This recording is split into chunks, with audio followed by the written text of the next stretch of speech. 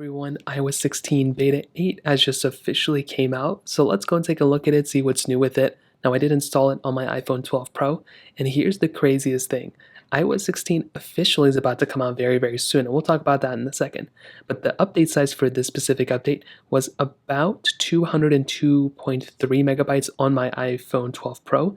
I was coming from Beta 7, which was 315 megabytes, and Beta 6 was about 406 megabytes. So if we're seeing a reoccurring trend, something I personally like seeing, is that it looks like these updates are becoming smaller and smaller, meaning there's possibly less things that Apple is doing that are fixing the situation, or maybe this means that there's things that are just not broken as much. So it seems like these are getting smaller and smaller.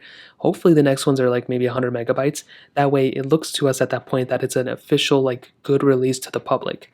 Hopefully that makes sense. I mean, like, basically with these updates being smaller and smaller, there's less and less things to fix. So it should be a really good update when it officially comes out. At least that's what I'm hoping. Now, if we take a closer look at exactly what was in this update, just like with the previous ones, it says the beta version iOS 16 contains bug fixes and improvements. And I think that's exactly what this official version of iOS 16 brought. As always, if you want to update, you can update by clicking on the settings, clicking on general, clicking on software update, and you should be able to see the update there. Now, a very interesting thing is that some people within the iOS beta subreddit were able to find that the build number is actually 2 versions newer than the previous one. So I would recommend some other experienced iOS beta, people who review it to actually go and take a closer look.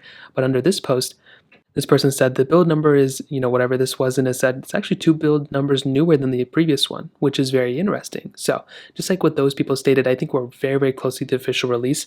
On top of that, the official Apple September event is going to be happening September 7th. So if you look, it's literally next to Wednesday. So I think what's going to happen is this is probably going to be the last version of iOS 16 we're going to be getting.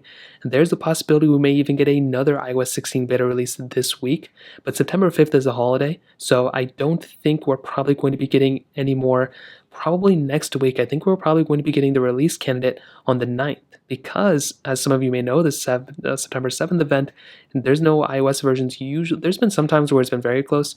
I think we're going to be getting the release candidate on the 9th, and then the following week, the iPhone 14s are probably going to be coming out, and we're probably going to be getting either the release candidate on the 9th or the 12th, and then we're probably going to be getting iOS 16 officially coming out on September 12th or that week. So sometime this week, we could be seeing iOS 16 officially come out, which is crazy.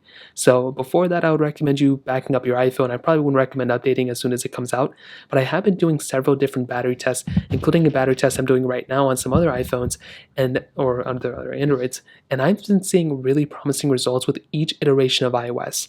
Now, I might go ahead and do another battery test here soon, but there's really no point because it's about to officially come out.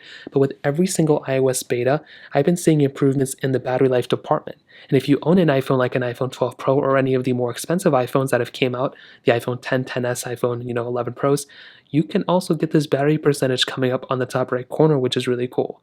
It still looks like Apple hasn't actually officially brought in the ability of actually showcasing the battery icon changing. It looks like it's still at its full, well, maybe I haven't really seen it yet. Hopefully that ends up changing with the previous versions or the next updates. But ultimately, as I mentioned before, I would not recommend installing iOS 16 just yet. Stick with your official versions of software. So far from what I've read and so far from what I've experienced, no crazy major changes in features or anything. Looks to me like it's probably going to be like this for the next few ones. But I'm really, it's kind of interesting to see that these updates are becoming smaller and smaller, which is something that hopefully it's because there's not a lot of things that they need to fix anymore. Hopefully that's not the case. There's still lots of things they can fix in general. But I'd love to hear your thoughts about this. Let me know in the comment section below. Hit the like button, that'll mean so much, but definitely hit that subscribe button. More importantly than everything else, I love every single one of you guys. Hopefully I'll catch you guys in the next video. Peace out.